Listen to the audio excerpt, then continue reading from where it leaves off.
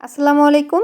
আশা করি সবাই অনেক ভালো আছেন। আজ আপনাদেরকে ভীষণ মজাদার চিকেন আর আলু দিয়ে চপ তৈরি করে দেখাবো। এই চপটা খেতে কিন্তু অনেক বেশি মুচমুচে হয় আর ভেতরটা অনেক সফট থাকে। চলুন তবে কথা না বাড়িয়ে মূল রেসিপিটা শুরু করা যাক। প্রথমে আমি এখানে 2 টুকরো বড় সাইজের মুরগির মাংস সিদ্ধ করে নিয়েছি আর এখানে নিয়েছি 2টা আলু। আলুটা কিন্তু আপনারা আপনাদের টেস্ট অনুযায়ী বাড়িয়ে অথবা কমিয়ে দিয়ে নিতে পারবেন। এবার এই সিদ্ধ মুরগির মাংসটা ছোট ছোট টুকরো করে নিব। যেহেতু এটা সিদ্ধ করা তাই ছোট ছোট টুকরো করতে কিন্তু সময় লাগবে না। আমি এই মুরগির মাংসের মধ্যে একটু রসুন বাটা আর আদা বাটা দিয়ে সিদ্ধ করে নিয়েছিলাম। আলু কিন্তু হাত দিয়ে খুব ভালো মতো ম্যাশ করে নিতে হবে, যাতে করে আলুর যেই দানা দানা ভাব সেটা যেন না থাকে। আলুটা যখন ম্যাশ করে নেওয়া হয়ে গেছে তখন আলু আর মুরগির মাংসটা খুব ভালো মতো মেখে নিলাম।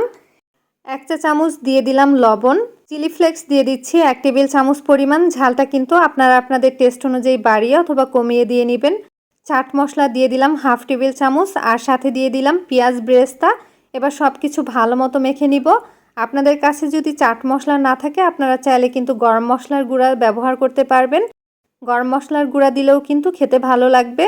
সব কিছু একত্রে মিশিয়ে নেওয়ার পরে হাতটা ভালো মতো ধুয়ে আমি সামান্য তেল মেখে নিলাম, যাতে করে চপ বানানোর সময় হাতে লেগে না যায়, সেজন্য অবশ্যই একটু তেল মেখে নেবেন।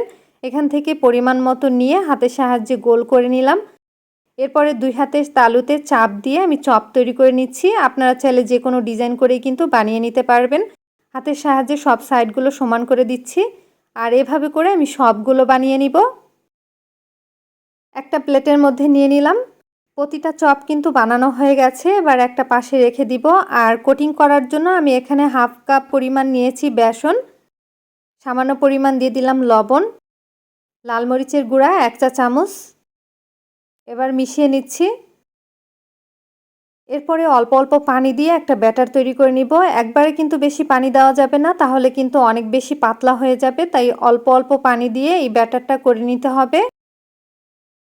বেসনের ব্যাটারটা আমি চামচ দিয়ে করে নিচ্ছি। আপনারা চাইলে কিন্তু হাত দিয়েও করে নিতে পারবেন। এবার 5 মিনিট রেস্টে রেখে দিব।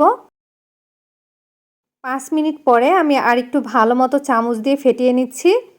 এরপরে আগের থেকে যে চপগুলো বানিয়ে নিয়েছিলাম সেই চপগুলো বেসনের ব্যাটারের মধ্যে দিয়ে কাঁটা চামচ দিয়ে 2 পাশে ভালো মতো লাগিয়ে নিচ্ছি।